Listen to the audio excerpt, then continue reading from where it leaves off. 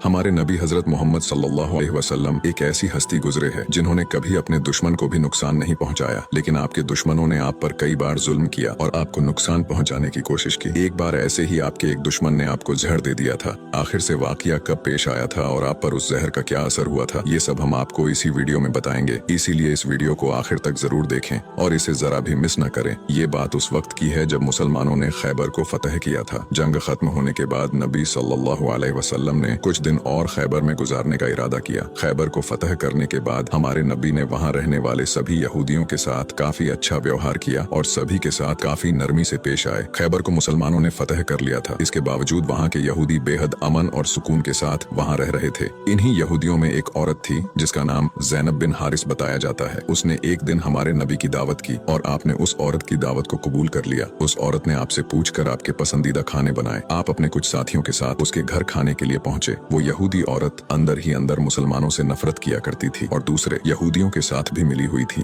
जो मुसलमानों के दुश्मन थे। उस औरत ने खाने में पेश होने वाले बकरी के गोश्त में जहर मिला दिया था। जब जहर से भरे उस गोश्त को आपके सामने पेश किया गया और आपने खाने के लिए एक निवाला उठाया और अपने मुंह में रखा तो आप समझ गए कि इसमें जहर मिला हुआ है। आपने तुरंत अपने साथियों को खाना खाने से रोक दिया और कहा कि इसमें जहर मिला हुआ है, लेकिन अफसोस के आपके कुछ साथी उस वक्त तक कुछ गोश्त खा चुके थे जिसकी वजह से उनकी शहादत हो गई। कहा जाता है कि जहर के बारे में हमारे नबी को उस जहर की बोटी ने ही खबरदार किया था। इस वाक़ये के बाद उस औरत के साथ साथ उसके सभी साथियों से पूछताछ की गई तो उन्होंने न सिर्फ अपना गुनाह कबूल किया बल्कि ये भी कहा कि हमने आपके साथ ये इसलिए किया क्योंकि हम ये देखना चाहते थे कि आप अल्लाह के सच्चे नबी हैं या नहीं। अगर आप अल्लाह के सच्चे नबी हैं तो इस जहर का आप पर असर नहीं होगा और अगर आप अल्लाह के नबी नहीं हैं तो हमें आपसे छुटकारा मिलेगा। ये बात तो सब जानते हैं कि हमारे नबी ने कभी किसी से बदला नहीं लिया, जबकि आप पर कई बार बहुत जुल्म किया गया जिसके बारे में कोई सोच भी नहीं सकता। लेकिन जब उस जहर की वजह से आपके सहाबा की शहादत हुई थी तो कानून के मुताबिक उस औरत को भी कत्ल कर दिया गया। लेकिन कुछ रिवायतों में आता है कि उस औरत ने खुदकुशी कर ली थी। वही कुछ रिवायतों में कहा जाता है कि उस औरत को माफ कर दिया गया था। इस बारे में कई मुफस्सरीन अपनी अलग अलग राय रखते हैं। एक हदीस में हजरत आयशा फरमाती है कि जब नबी सल्लल्लाहु अलैहि वसल्लम की जिंदगी के आखिरी दिन चल रहे थे और आप बीमार रहा करते थे, उस समय आप कहा करते थे कि खैबर में जो मैंने जहर से मिले हुए गोश्त का टुकड़ा खाया था उसका दर्द मैं आज भी महसूस कर सकता हूँ। ये बात कई किताबों से साबित है कि उस जहर का असर हमारे नबी के आखिरी दिनों में देखा गया था और इसी जहर के असर ने आपकी वफात में एक अहम किरदार अदा दिया था।